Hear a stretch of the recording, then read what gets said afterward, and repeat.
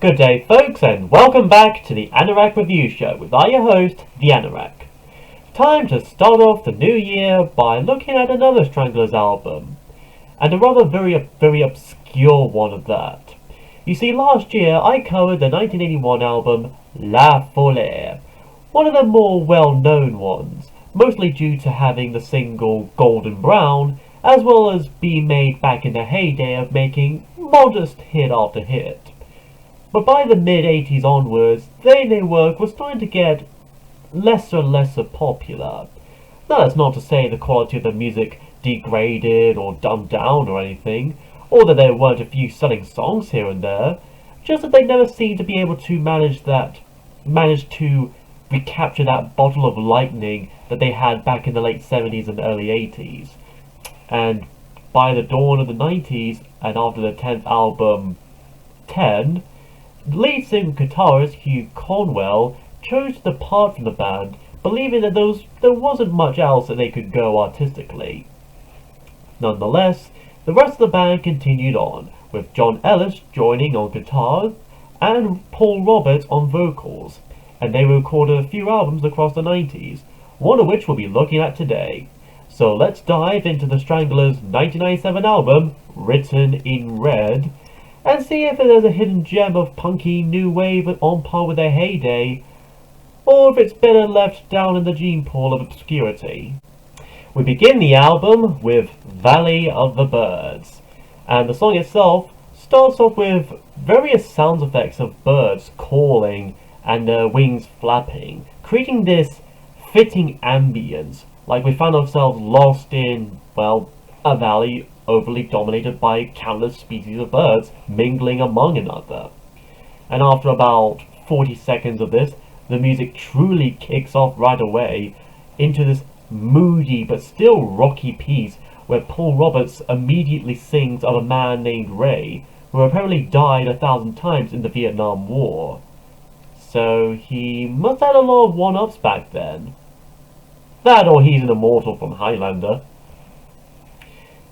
Anyway, this man then decides to strap in and venture into the Valley of the Birds. So maybe he kind of goes into an airplane, kind of flies down there, or he decides to literally dress like a bird and kind of acts and behaves like one, literally kind of being up with the birds and whatnot. So it's kind of like that weird French animated short film, The Old Lady and the Pigeons. And the chorus itself kind of refers to him as a birdman searching for a wasteland and getting his skin tanned. So it's kind of a musical version of that Birdman film with Michael Keaton, or that Alan Parker Birdie film with Nicolas Cage. Batman and Ghost Rider. Anyways, while the song may be standard to most people in terms of the post-punk new wave music genres, it honestly sounds pretty cool to me, at least. As much as I like Hugh Cornwell, Paul Roberts does manage to carry a similar tone and mannerism to his predecessor, albeit a tad lighter and more laid back in his tone of voice. Jet Black's drums are still just as active and fast-paced as before, even if it sounds somewhat faint and subdued here, possibly due to the production. And the brief guitar solo by John Ellis, while nothing too special, is still very nice and chill. I also get a bit of a Yes vibe in the climax, when the music and the beat kind of roll into this closure, where we eventually get some more bird sound effects. The song could be about how often we get sick and tired of our mundane lives and may wish to live free and wild with nature, as with this war vet who, like I said, wants to live in this valley populated by all these birds. And as a first track, the song is a decent enough starter to the album, and I dare even say it's already right off the bat underrated. Next is In Heaven She Walks, the only single off the album, and it's not too hard to hear why. It reminds me quite much of The Cure than Stranglers, especially how the guitar is seemingly filtered, and the bass of JJ Burnell is more noticeable here than in the previous track. Plus we get some bits of sinister synths from the late great Dave Greenfield. As for the lyrics, Paul seems to sing about how he keeps encountering this particular woman in places where he least expects so. Then he goes on to suspect that she may have been thinking about him quite a lot as well for some time, how he's lost in her thoughts.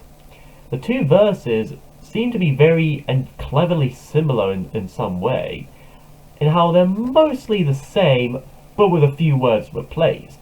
But the themes and ideas still remain. I always seem to meet you in such unexpected places, in scenes that drift together in some strange attraction. Your style always painted on a world of faces. Then, I always dreamed to meet you in such unexpected places. We seem to shift together in some strange reaction. Your smile is almost wasted on a world of basics. And even the bridges seem to carry this as well. I can't deny the perfect kind, and will always be bound to be lost. Who can deny the perfect find? 'Cause I'll always be chained to her tracks. I don't know if that was very intentional on their part, or was just this sneaky way of songwriting, or it could just be somewhat laziness, but as an optimist, I think it was pretty cool and a pretty clever way of writing those verses and those bridges. As a whole, the song does sound definitely very 90s in a way. Back when the gloomier sides of rock music were already taking root, with bands such as Tool, Radiohead, and Nine Inch Nails already being prevalent at the time. In Heaven She Walks is, all in all, a heavenly, dark, romantic song. Then there's In a While, a smooth, mellow, and emotional track, which may seem unheard of from a band that's usually associated with punk rock music. But then again, this is the same band that made Golden Brown. How unpunk, yet still really good, could you get? Anyways, both Paul's vocals and the music overall seem to convey this feeling of having been stressed and anxious for quite some time, and only now are they able to relax and express how much they wish to be relieved of the pain and struggle and all that.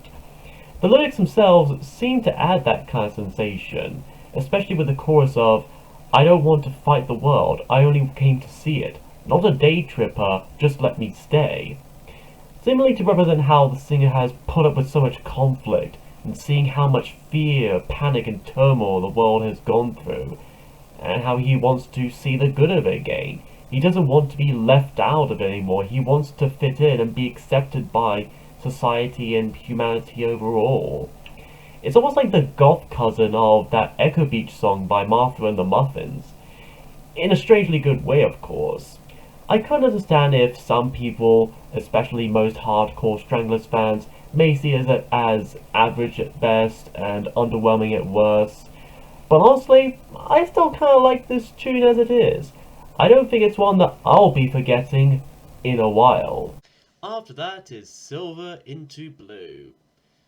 Bit ironic to have a song with the colours silver and blue in the name, while the album title has red in it.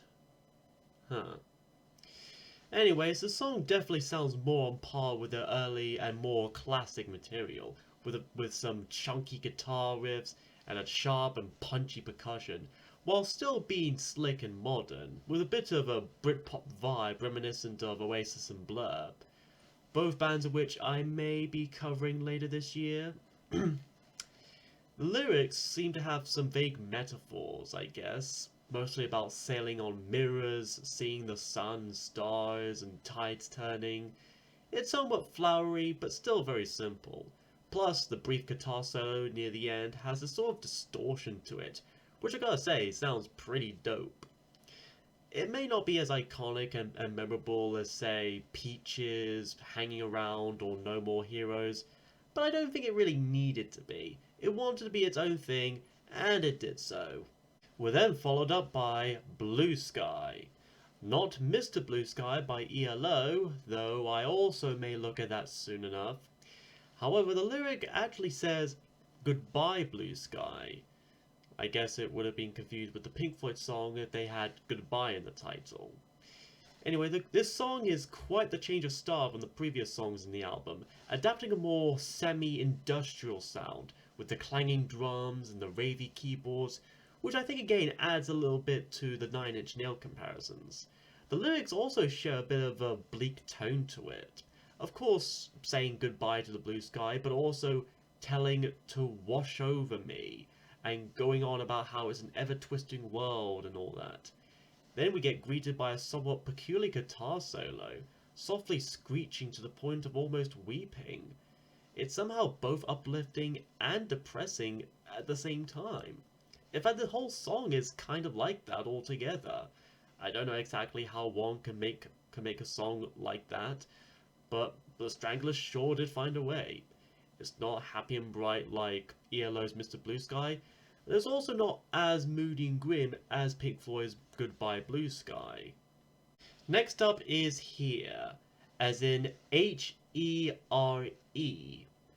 Though, to be honest, I think it should have been called Footsteps in Paradise, considering not only would that be a much more longer and more memorable title, but also what I presume to be the chorus of the lyrics. And speaking of, the lyrical content here seemed to convey this dreamlike state, but one not entirely tranquil, nor entirely nightmarish either. More cold, empty, and uncertain. And you really feel that in Paul's voice, the deep husk when he sings the verses and chorus, the bridges, and the normal yet still emotional voice when he sings the footstep chorus. The music also emphasizes this kind of feeling too, with its slow beat, haunting guitars, and a very hushing melody. And the way it ends is slightly euphoric but still very unsettling, with some winds and echoes eventually fading away and out. It might just be the closest the Stranglers have to their own James Bond song, in a way. And much like with Valley of the Birds and In a While, I think that this deserves a bit less hate and a bit more appreciation, even if it's not the kind of music people would normally think of whenever they think of the Stranglers.